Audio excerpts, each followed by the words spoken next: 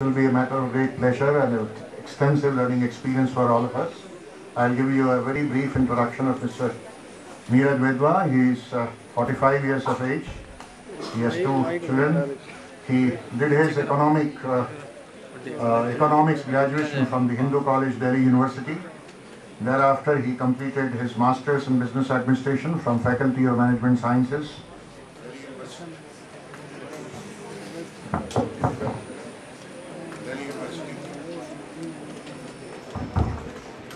Faculty of Management Sciences, Delhi University. He also holds a Computer Applications and Software Engineering Diploma from NIIT. Mr. Wedwa has served for close to 23 years in various positions and very reputed organizations.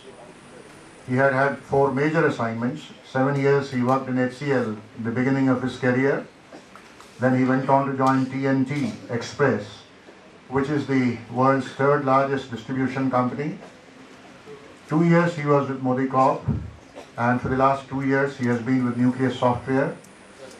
12 years, sorry. For 12 years he has been with Nucleus Software, joining them as country manager, India, then looking after the responsibilities of business development, and in a short time he was promoted to Vice President of Sales and Marketing, and later went on to become the President and Head for Global Sales and Marketing in 2008, and then the Chief Operating Officer. Mr. Wedwa is an excellent orator and is known to have capability to mesmerize people with his charming personality and speeches. So I'll not stand for too long between you and him, and he'll be talking to you today about how the world is growing and it's becoming a borderless world, and how there are abundant opportunities for the Indian youth to explore and to succeed. In fact, it's the best time in the entire history of this country for all of you to have been born.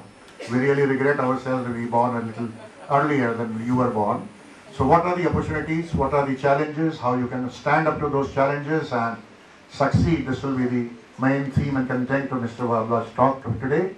And I'm very sure this is a topic of great interest to all of you as you're on the verge of graduating and entering your careers. And there will be a lot of good interaction between you and him. You can ask questions and gain as much as you can from him. Thank you.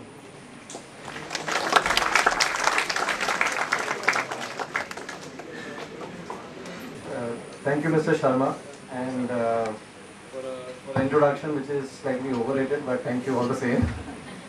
And good afternoon to all people present here, the members of the university and college, and all the students.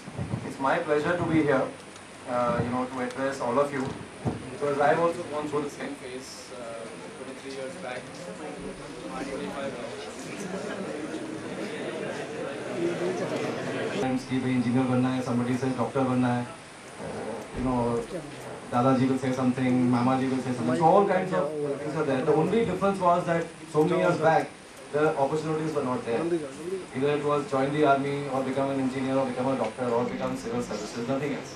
Competition लेना है, ये करना है. So today, the opportunities that are there in front of you are so immense, and I would like to really talk about it. Okay. So let's start with where the world is. If you look at the world today, the global world is a $100 trillion economy. US is the number 1, 14 trillion. Then we have entire European Union, all the countries put together is also about 14 trillion of economy. And then we have China, which is now number 2 at 4.5 trillion economy, and we have India at 1.2 trillion economy. But if you look at it, it has been growing. It's growing at an average of 4%, and we have gone through a lot of phases of recession in the last couple of years. But today, the world is out of the recession, and the growth is likely to be 4% plus. But the growth, where it is going to come from? The growth is no more coming from US, because US is in deficit financing today. Where US spends more than what it can. So it is on borrowed money, and it would be surprising to know that $1,800 billion of Chinese government money is actually in the US Treasury bonds. So China still controls, and that is the reason why US is not able to do anything about the growing importance of China, and they have no choice but to give all kinds of business to China. Now, having said that, the growth in the global economies of the world is going to come from what is called as China. So China is China in India, is coming from the Asia Pacific markets, with Japan going down now, and China growing at 10% and India growing at 8%. So you see the size of the opportunity is so immense. And if you look at the predictions which are happening, by 2025, India will be the third largest economy in the world, and this is by the normal GDP. But if you look at the purchasing power parity, we're already at number 4 today, and we're likely to be number 3 or number 2 by 2025. So what does it mean to everybody, and what does it mean to all of you? If the world is growing at 4%, and if India and China are growing at 8% or at, let's say, 10%, it basically means that the focus, the geopolitical shift happens towards the Asia Pacific side. So which is where? China and India. China is now the manufacturing hub of the world, whereas India is the services hub of the world. So IT-enabled services, and a lot of activity happening in India. So there is a huge shift in terms of outsourcing which is happening to India. And as per McKinsey, the total shortage of people or employable people by the year 2020 in India is likely to be 3.5 million people. So 3.5 million is a huge amount of workforce which is going to be a shortage in India for employable people or employable graduates in the outsourcing area. The global outsourcing market is 1 trillion, which is the size of the Indian economy, and we are doing a very small portion of it. Now, if you look at the IT sector as such, there are the big companies in India are called Switch. You have the Switch. So it is S stands for Satyam and now Tech Mahindra combined. W stands for Wipro, I stands for Infosys, T stands for Tata, TCS, S stands for HCL, right? C stands for Cognizant, S stands for HCL. So that is the Switch companies. And between all these companies, this year they are going to employ 300,000 graduates. They've already announced. TCS employs 220,000 people today, and they have said that they want to employ 50,000 people. TCS operates in 135 countries in the world. Infosys employs close to 200,000. They were 198,000 people, and they would be employing another 40,000 graduates. HCL is going to employ 30,000. So between these Swiss companies, they are going to employ close to 200,000 people this year. And all the other software companies put together will employ another 100,000. So 300,000 people are required only in the IT industry. Then we take the IT-enabled services, which is medical transcription, which is voice data. We talk about the BPO industry, which is today in India, it's a $120 billion industry. And there again, they need to employ close to 300,000 people. All the major world global companies like IBM, Accenture, Deloitte, they are all shifting focus from outside to India because of the cost arbitrage. It is so expensive to employ people outside. If you go to Europe, the rates that you will give to a graduate is anywhere starting from $7,000. $7,000 is almost 3 lakhs per month per person, whereas in India, you can employ a graduate at about 3 lakhs, 2 lakhs to 7 lakhs, whatever, there is a range. And hence, there is a huge advantage in shifting because there are people available today. And so they are all moving base here. I think this is a well-known fact that the largest employer, largest number of people within IBM are Indians. It's almost 85% of people in IBM are Indians, and they have the maximum workforce here. They have 120,000 people who are working for IBM in India. So just to give you a view that the macroeconomics have changed the way we do business. Everybody is moving towards India and to China. For manufacturing, everybody is moving to China because there you do not require what you call too much of intelligence and education because you need to have, it's a different class of people. But in India, what is shifting is the jobs related to, where there is the mind and, basically education. So these are the advantages, and you guys are there at the best possible time, I would say, because the world has come out of a recession. The geopolitical shift is moving towards India and China, and India for all the opportunities, whether it is IT industry or ITES or medical transcription, or whether it is medical profession by itself.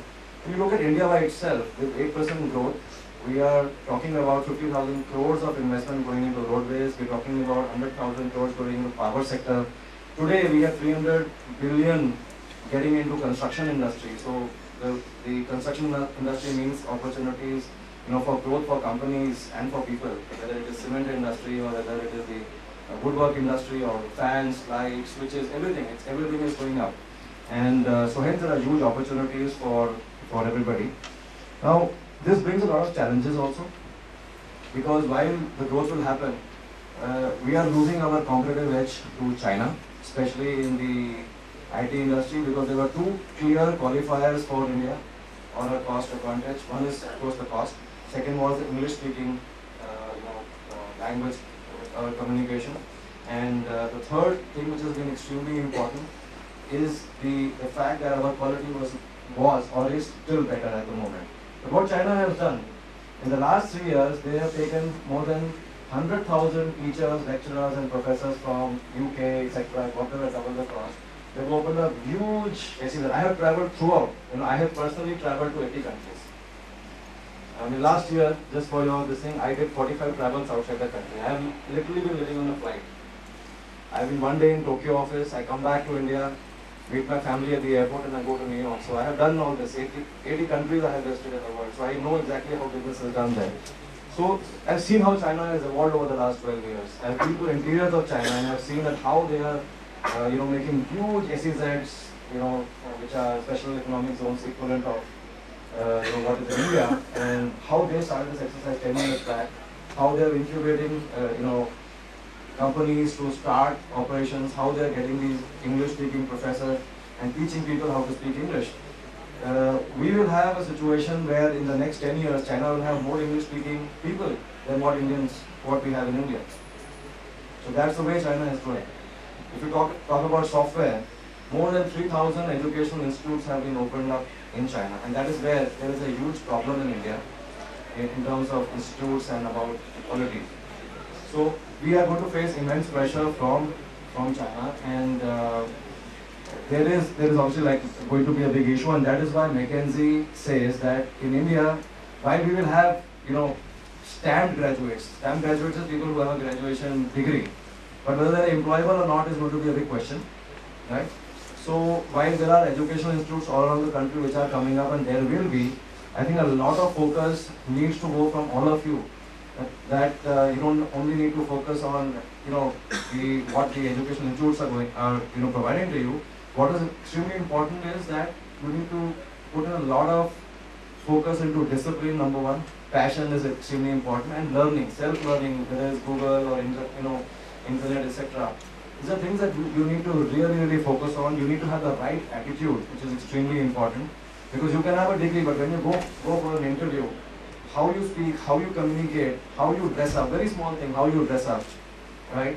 How you speak the first few words, how you are able to portray or communicate the good things about yourself in a span of 2 minutes, because an interviewer, his time to judge a person is basically 1 minute or 2 minutes. Rest of the interview is not important. It's the first 2 minutes when you walk into an interview, how you dress up, how you communicate good morning, good evening, and how you sit down on the table, how you fold your hands, and how do you address the person, and how are you able to communicate something about yourself in the first 1 or 2 minutes is something which is most important. There is a famous saying in sales that the sale is made in the first 10 seconds. You can speak for hours, and the guy will not even look at you. So you have to communicate your message, what you are, what you stand for in the first 10 seconds or 15 seconds.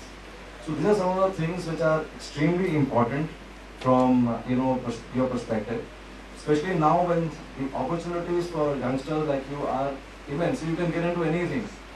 I understand that they are all CS graduate, but I'm saying generally for Indians and for youngsters today, there is thousands of opportunities, whether it is defense forces, whether it is medical, whether it is IT industry, the manufacturing industry, retail industry, because everything is growing. The car industry is growing by 20%. The retail industry, all these malls and all the consumer durables are going. You have the best of televisions and all the consumer durables in your houses today, which is something which we never had. I do remember that we used to always, till I was in college, we were staying in coolers. And when the first AC came, it was a big thing in the house.